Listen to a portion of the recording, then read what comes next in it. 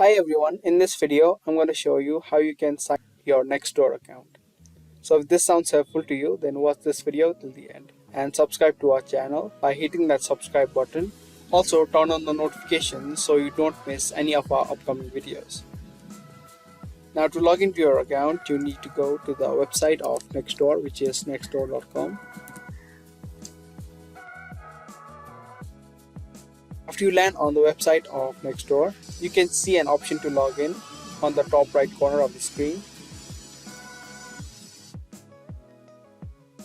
Now type in your email address or your phone number that you used while creating your account. Now type in your password. If you don't remember the password to your account, then you can click on Forget Password and follow the steps from where you will be able to create your new password. Now after you're done, click Login. Next, a code will be sent to your email address. You need to enter the code to be able to log in.